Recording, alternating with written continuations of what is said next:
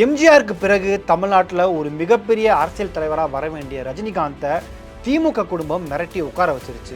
அரசியலுக்கு வந்து சிஸ்டத்தை மாற்றணும் எல்லாம் பண்ணணும்னு நினைச்சார். இதே திமுக குடும்பம் பல மிரட்டல்களை கொடுத்து அவரை அரசியல் கட்சி வர விடாம பார்த்துக்கிட்டாங்க.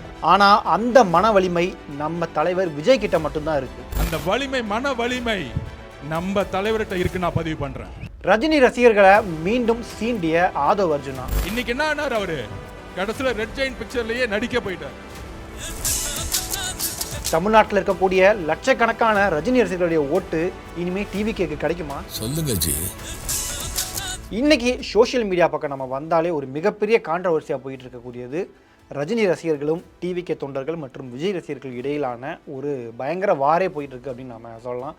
காரணம் என்ன அப்படின்னு பார்த்தீங்கன்னா, நேற்று சென்னையில் தாவேக சார்பில் ஒரு கண்டன ஆர்ப்பாட்டம் நடந்தது. அதில் தாவேகவை சேர்ந்த ஆதவ் அர்ஜுனா அவர்கள் ஒரு ஸ்பீச் பேசுகிறாரு. அதில் குறிப்பாக ரஜினியை பற்றி அவர் பேசின விஷயம் தான் ஒரு காட்டுத்தீயாக பயங்கர வைரல் ஆகுது. அவர் சொன்ன விஷயம் என்ன அப்படின்னு பார்த்தீங்கன்னா, எம்ஜிஆருக்கு பிறகு தமிழ்நாட்டில் ஒரு மிக முக்கிய தலைவராக வர வேண்டியவர் ரஜினிகாந்த். இந்த சிஸ்டத்தை மாத்திரேன்னு சொல்லிட்டு அவர் வர நினச்சாரு. ஆனால் இந்த திமுக குடும்பம் அவரை மிரட்டி உட்கார வச்சுட்டாங்க. இப்போ பாருங்கள் என்ன பண்ணிட்டு இருக்காரு. வேறு வழியே இல்லாமல் அந்த குடும்பம் தயாரிக்கக்கூடிய படத்தில், அதாவது ரெட் ஜெயின் படத்தில் அவர் நடிக்க ஆரம்பிச்சிட்டாரு. ஆனால் நம்ம தலைவருக்கு அப்படி கிடையாது. நம்ம தலைவருக்கு ஒரு மன வலிமை இருக்குது, அதுதான் நம்ம விஜய் அவர்கள் அப்படின்னு பேசினது ரஜினி ரசிகர்களை பயங்கர சூடாக்கி விட்டுருக்கு. ஏற்கனவே அதாவது அரசியல் ஆரம்பிக்கிறதுக்கு முன்னாடியும் சரி, விஜய் அவர்கள் அரசியல் ஆரம்பிக்கிறதுக்கு முன்னாடியும் சரி, இப்போ ஆரம்பித்த பிறகும் சரி, ரஜினி ரசிகர்களோட ஒரு மிகப்பெரிய வாக்குவாதம் போயிட்டே இருந்தது. காரணம், ரெண்டு பேருமே சினிமாவில் இருக்கும்போது விஜய் அவர்கள் தான் அடுத்த சூப்பர் ஸ்டார், ரஜினி வயசாயிருச்சு அவர் ஒதுங்கிட்டார், இனிமேல் விஜய் தான் அடுத்த சூப்பர் ஸ்டார் அப்படின்னு விஜய் ரசிகர்கள் தம்மட்டம் அடிச்சிட்டு இருந்தாங்க. ஆனால் இன்னொரு பக்கம் ரஜினி ரசிகர்கள் ஒரே சூப்பர் ஸ்டார் தான், தமிழ்நாட்டை பொறுத்த வரைக்கும் அது ரஜினி மட்டும்தான், சூப்பர் ஸ்டாராக இன்னொருத்தவர் ஆகவே முடியாது அப்படின்னு இந்த ஒரு கான்ட்ரவர்சி கிட்டத்தட்ட ஒரு 4-5 வருஷமாக போயிட்டே இருந்தது. வாரிசு படத்தினுடைய இசை வெளியீட்டில் கூட நிறைய பேர் விஜய் தான் சூப்பர் ஸ்டார், அடுத்த சூப்பர் ஸ்டார் அப்படிலாம் பேசியிருப்பாங்க. இது சமூக வலைதளங்களில் மிகப்பெரிய கான்ட்ரவர்சி அப்போவே ஏற்படுத்துச்சு. அதுக்கு பிறகு விஜய் ரசிகர்கள் மற்றும் ரஜினி ரசிகர்கள் இடையே ஒரு மிகப்பெரிய வாக்குவாதம் அப்பப்போ நடந்துக்கிட்டே இருக்கும். யார் சூப்பர் ஸ்டார், நீங்களா நாங்களா அப்படின்ட்டு. விஜயும் இதுக்கு பல வருஷமாக மௌனம் காத்துக்கிட்டே இருந்தார். அவர் ஆரம்பத்தில் ஒரு ஸ்டேஜில் எனக்கு மக்கள் கொடுத்த இளைய தளபதி அப்படின்ற ஒரு பட்டமே போதும் அப்படின்னு சொல்லியிருப்பார். அதுக்கு பிறகு அவர் மெர்சல் படத்தில் தளபதியாக மாறினார். அது பிறகு அந்த டைட்டில் கார்டு தான் வந்துகிட்டே இருக்கும். இந்த பிரச்சனையில் அவருமே கொஞ்சம் ரசித்தார் அப்படின்லாம் சமூக வலைதளங்களில் பேசப்பட்டது. குறிப்பாக லியோ படத்தினுடைய வெற்றி விழாவில் ஒரே சூப்பர் ஸ்டார் தான், ஒரே இதுதான் அப்படின்னு அவருமே சொல்லிட்டார். அப்புறமா அந்த பிரச்சனைக்கு முடிவு கட்டிட்டார். ஏன்னா அரசியலுக்கு வந்துட்டார். அப்போ அதனால் அந்த பிரச்சனையை சமூகமாக முடிச்சிடலாம் அப்படின்றதுனால அதை முடிச்சுட்டாங்க.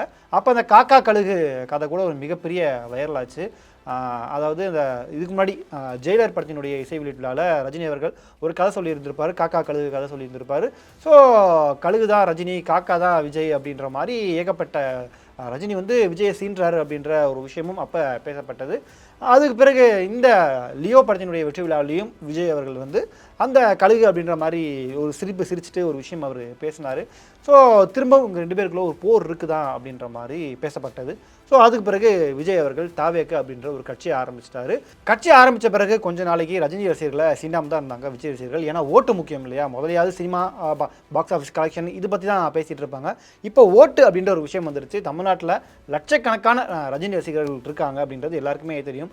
ஸோ அவங்களுடைய ஓட்டுலாம் யாருக்கு போக போகுது, அதனால் கொஞ்சம் ஏன்னா சினிமாவில் பல படங்களில் ரஜினியோட ரெஃபரன்ஸ் வச்சு தான் விஜய் அவர்கள் பல படங்களை பண்ணியிருக்காரு. எக்ஸாம்பிள் நம்ம நிறைய படங்கள் சொல்லிட்டு போகலாம்.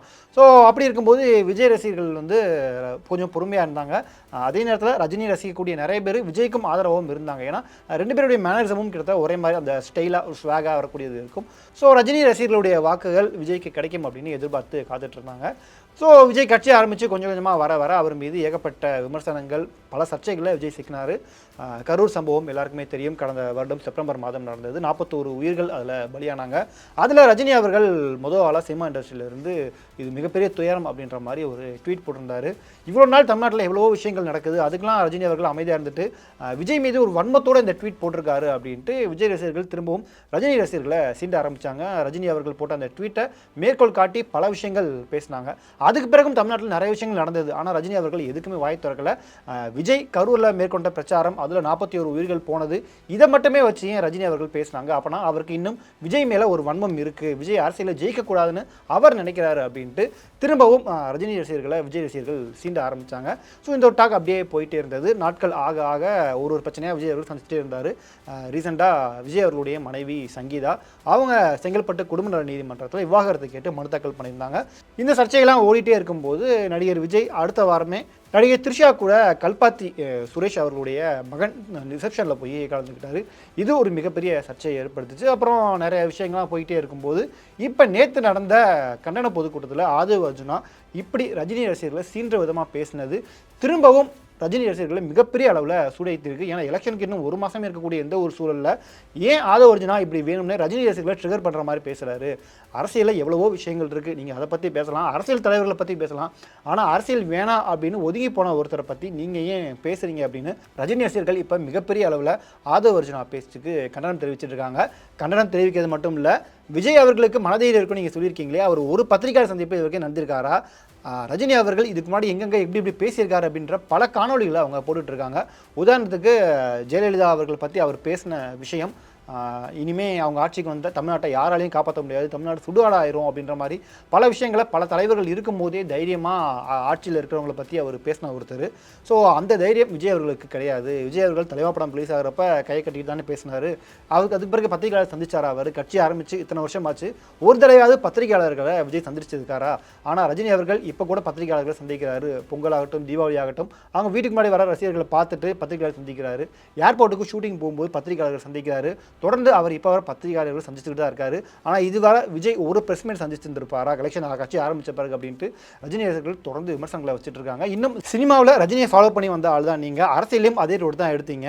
ஆனால் அரசியலில் எங்கள் தலைவர் ரஜினிகாந்த் அவர்கள் கொரோனா காலகட்டம் மக்களுக்கு எதுவும் ஆயிடக்கூடாது, உயிர்கள் முக்கியம் அப்படின்ற ஒரு காரணத்தை கருத்தில் கொண்டு தான் அவர் எலெக்ஷன்லேருந்து பின் வாங்கினார். அதுக்கு மிகப்பெரிய பழிகளையும் அவர் வாங்கினார், பல விமர்சனங்களையும் வாங்கினார். ஆனால் தைரியமாக அதை ஃபேஸ் பண்ணார். அவர் எங்கேயும் ஓடி ஒதுங்கலை. ஆனால் நீங்கள் அப்படியா பண்ணுறீங்க அப்படின்ட்டு ரஜினி ரசிகர்கள் பயங்கர காண்டில் இப்போ விஜய் ரசிகர்கள் மீதும் டிவிகே மீதும் ஒரு மிகப்பெரிய கோபத்தை கொட்டிட்டு இருக்காங்க. எலெக்ஷன் இருக்கிற நேரத்தில் ஆதவ் அர்ஜுனா ஏன் இப்படி பேசினார் அப்படின்னு சில விஜய் ரசிகர்களும் உள்ளக்க மனக்குமுறலையும் நம்ம பார்க்க முடியுது. ஆனால் இருந்தாலும் இன்னும் சில தாவேக்க தொண்டர்கள் மற்றும் விஜய் ரசிகர்கள் வந்து இதுக்கும் சப்போர்ட் பண்ணுறாங்க. ஆதவ் அர்ஜுனா ஒன்றும் தப்பாக பேசலையே, அவர் சொல்கிறது உண்மைதானே. ஃபார் எக்ஸாம்பிள் நம்ம நிறைய விஷயங்கள் எடுத்துக்கலாம். தூத்துக்குடி ஸ்டெர்லைட் ஆலை துப்பாக்கிச்சூடு நடக்கும்போது அங்கே போயிட்டு வந்த ரஜினிகாந்த் வந்து ஒருத்தர் யாருனே தெரியல அப்படின்னு சொன்ன ஒரு அந்த வீடியோ ஆகட்டும், அதுக்கு பிறகு பத்திரிகையாளர் சந்திக்கும் போது போராட்டம் தான் எல்லாத்துக்குமே தீர்வா, இப்படியே பண்ணால் தமிழ்நாடு சுடுகாடாயிரும் அப்படின்னு அவர் பேசின பழைய வீடியோக்களை இப்போ கொண்டுட்டு வந்து இங்கே பாருங்க இப்படி பேசுறது தானே அது. அது மட்டும் இல்லாமல் அப்போ பல விஷயங்கள் ரெண்டாச்சு. நான் தான்ப்பா ரஜினிகாந்த் அப்படின்ற ஹேஷ்டாக், உதயநிதி அவர்கள் சாட்டை துரைமுருகன் அப்படின்ட்டு பலருமே அப்போ ரஜினிக்கு அகேன்ஸ்டா நிறைய விஷயங்கள் பேசியிருந்தாங்க. ஏன்னாப்பா அப்படின்னா அப்போ நீங்கள் ரஜினிக்கு அகேன்ஸ்டா பேசியிருந்தீங்க, இப்போ ரஜினி சப்போர்ட் பண்ணி பேசுறீங்க, அப்போ உங்களுடைய குறிக்கோள் விஜய் எதுக்கிறது மட்டும்தானா அப்படின்ற மாதிரி விஜய் ரசிகர்களும் இப்போ இதுக்கு ஒரு பயங்கர முட்டு கொடுத்துட்டு இருக்காங்க அப்படின்னு நம்ம சொல்லலாம். ஸோ இப்போ சோஷியல் மீடியாவில் பழையபடி ரஜினி ஃபேன்ஸ் மற்றும் விஜய் ஃபேன்ஸ் இடையில் ஒரு மிகப்பெரிய பனிப்போரே மூன்று இருக்கு. எலெக்ஷன் நெருங்கக்கூடிய இந்த ஒரு சூழலில் ஓட்டு அப்படிங்கிறது ஒரு மிக முக்கியமான விஷயம். எல்லா தரப்புடைய ஓட்டு வந்தால் தான் ஒரு கட்சியாகட்டும் அங்கே நிற்கக்கூடிய வேட்பாளராகட்டும் ஜெயிச்சு முன்னாடி வர முடியும். ஆனால் இப்போ டிவிக்கில் இருக்கவங்க சமீப காலமாக பேசக்கூடிய விஷயங்கள் வந்து ஒரு பயங்கர வைரலாகவும் ஒரு தரப்பை தாக்குற மாதிரியும் இருக்குன்ற ஒரு சூழலில் இப்படி பேசுகிறத இதோடு நிப்பாட்டிக்கிறணும் அப்படிங்கிறது தான் பல டிவிகே தொண்டர்களுடைய கருத்தாக இருக்குது. குறிப்பாக விஜய் இதுக்கெல்லாம் கொஞ்சம் கட்டுப்பாடுகள் போடணும், ஏற்கனவே டிபேட்லலாம் எதுலையும் கலந்துக்கக்கூடாது அப்படின்னு டிவிகே சார்பாக யாரும் கலந்துக்கக்கூடாது, அஃபிஷியலாக அனுமதி வாங்கிட்டு தான் நீங்கள் பண்ணணும் அப்படின்ற ஒரு ரெஸ்ட்ரிக்ஷன்ஸும் அங்கே போயிட்டுருக்கு. யாருமே இப்போ டிபேட்லலாம் கலந்துக்கிறது கிடையாது. ஸோ இந்த ஒரு சூழலில் தான் இப்போ இந்த ஒரு பனிப்போரும் மூன்று இருக்குது. குறிப்பாக ரஜினி ரசிகர்கள் இப்போ ஓப்பனாகவே சொல்கிறாங்க, எங்கள் வீட்டில் விஜய்க்கு ஓட்டு போடுறதா கொஞ்சம் பேர் இருந்தாங்க, ஆனால் இனிமேல் ரஜினி ரசிகர்களுடைய ஒரு ஓட்டு கூட விஜய் ரசிகர்களுக்கு போட மாட்டோம் அப்படிங்கிறத சொல்லியிருக்காங்க. வேலூரில் இருக்கக்கூடிய ரஜினி ரசிகர் மன்ற தலைவர் ஒருத்தர் பிழைக்கவும் ரஜினி பழிக்கவும் ரஜினி அப்படின்னு ஒரு மிகப்பெரிய கண்டனத்தை ஆதவ் அர்ஜுனாவுக்கு தெரிவிச்சிருக்காரு. ஸோ இந்த வீடியோ பார்த்துருக்க நீங்கள் ஆதவ் அர்ஜுனாவுடைய இந்த பேச்சை எப்படி பார்க்குறீங்க? எலெக்ஷன் நெருங்கக்கூடிய இப்படி ஒரு நேரத்தில் ஆதவ் அர்ஜுனா பேசுனது சரியா தப்பா? ரஜினி ரசிகர்களுடைய ஓட்டு தாவேக்கு கிடைக்குமா இல்லையா அப்படின்ற உங்களுடைய கருத்துக்களை மறக்காமல் கீழே கமெண்ட் பண்ணுங்கள்.